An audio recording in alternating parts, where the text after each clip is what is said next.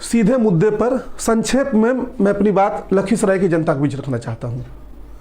एक न्यूज आई कि लखीसराय के एडीएम महोदय जो हैं अशोक धाम में हुई घटना की जांच कर रहे हैं और जांच रिपोर्ट किसको सौंपेंगे तो डीएम महोदय को सौंपेंगे। मतलब हाय रे लखीसराय का किस्मत।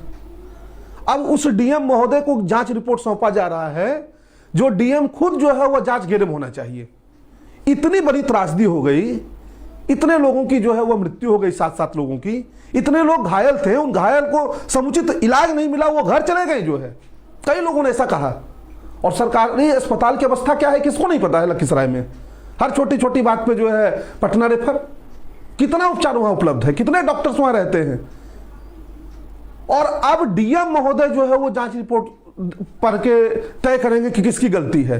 अरे गलती डीएम साहब की सबसे पहले है। डीएम साहब को नहीं पता था कि इतनी भीड़ आने वाली है। डीएम साहब को नहीं पता था कि किस तरह की व्यवस्था करनी चाहिए। उन्होंने निरीक्षण किया था, अस्पताल को उन्होंने हाई अलर्ट मोड पर रखा था कि अगर इस तरह की का भीड़ आने वाला है तो अस्पताल तो हमारा कम से कम अलर्ट मोड में रहे। ये सब तो नॉर्मल से गाइडलाइन होते हैं। तो डीएम साहब कैसे गाइडलाइन को सरपास कर दिए।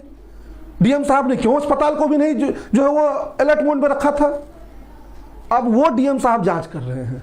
मैं एक वाक्य मैं आपको सुनाना चाह रहा हूं। मैं नहीं शेयर करना चाहता हूं व्यक्तिगत अधिकारियों की बात कभी, और मुझे नहीं उचित लगता, वो उचित प्रतीत नहीं होता है।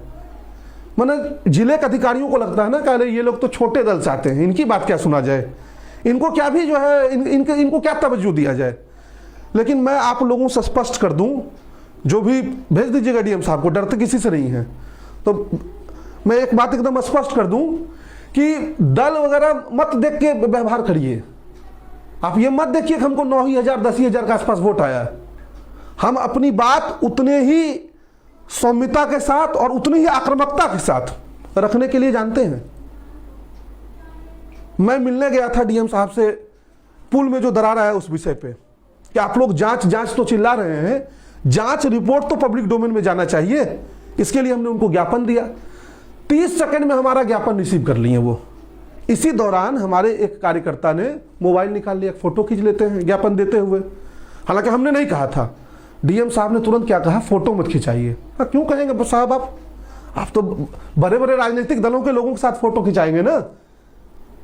भाजपा के जिला अध्यक्ष जो है आपके साथ फोटो खिंचाएंगे, पूर्व प्रत्याशी क्यों फोटो खिंचाएगा।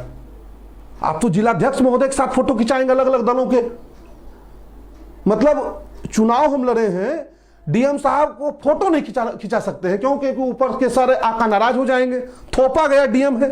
पूर्व डीएम के बारे में तो कम से कम लखीसराय की जनता की यह राय थी ना कि डीएम जो है वो कार्य करते हैं, लोगों के बीच होते हैं। साहब का तो नाम भी कई लोग नहीं जानते होंगे। और मैं आज बाध्य हूं ये बोलने के लिए।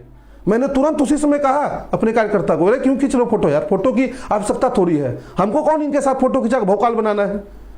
हम कोई वो उस तरह के नेता थोड़ी है कि इनका फोटो डाल देंगे। आज आदरणीय डीएम साहब से जो है मुलाकात हुई, व्यापक कोई चर्चा की बात करने थोड़ी गए थे।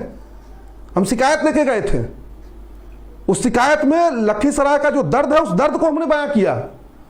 और क्या हुआ, रिपोर्ट क्या है, आज तक कोई रिपोर्ट नहीं आया। बैरियर लगा हुआ है।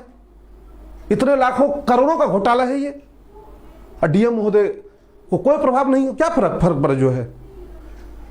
आप सोचिए, मानसिकता देखिए जिले के अधिकारियों की, ये मानसिकता है। लेकिन मैं बहुत स्पष्ट कर दूं कि अब तक मैं एक अलग रूप में था, अब अलग रूप में रहूंगा। मैं नहीं बर्दाश्त कर सकता भाई, इतना नहीं झेल सकते लोग कि मृत्यु हो रही है। मृत्यु क्या, उसको प्रशासनिक हत्या में कहना चाहूंगा। कुछ लाख का मुआवजा दे दिए, घोषणा कर दिए, आप जाइए उन लोगों घर तक। मैं गया ना, अंदर से रूह कांप गया कि कैसे वैसे क्षेत्र में लोग रह रहे हैं। मैं चुनाव के दौरान मैं आपको सही बताता हूं, मुझे नहीं मिला बहुत समय हर क्षेत्र में जाने का, आपको भी पता है। लेकिन क्या कर सकते हैं। लेकिन मैं ये पूरा प्रयास कर रहा हूं अब से, और आप लोगों से हाथ जोड़ कर क्षमा भी चाहता हूं कि मैं कई बार नहीं समय दे पाता हूं। उसके लिए मैं कुछ क्षमा प्रार्थी हूं दिल से इसके लिए। लेकिन मैं कुछ दिनों में ये प्रयास कर रहा हूं कि आपके बीच जनसंवाद को लेकर नई यात्रा शुरू की जाए। लगातार आपके बीच मैं आऊं, जितनी क्षमता भगवान ने मुझे दी है कम से कम आपकी बात को लगातार जो है उठाते रहूं।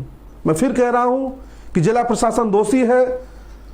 क्यों सारे प्रोटोकॉल फॉलो नहीं किए गए, सुरक्षा के व्यापक इंतजाम क्यों नहीं थे, अस्पताल हाई अलर्ट मोड पे क्यों नहीं था, क्यों प्रॉपर जो है वो निगरानी नहीं की जा रही थी ड्रोन से और अलग अलग माध्यम से जो है, ताकि भीड़ को नियंत्रित किया जा सके। और अब जब इतनी बड़ी घटना हो गई है तो कैसे जो है जिलाधिकारी को जांच रिपोर्ट सौंपी जा रही है और वो जिलाधिकारी क्यों जांच घेरे में नहीं है।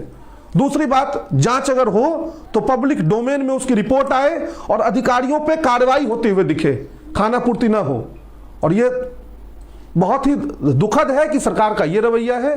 हम लोग जल्द इस पे और भी, अभी तो धीरे धीरे शुरुआत कर रहे हैं, और भी लोगों से बातचीत करके, और इस पे जरूर जो है वो व्यापक आंदोलन होगा अगर सही निर्णय नहीं लिया गया सरकार के द्वारा तो।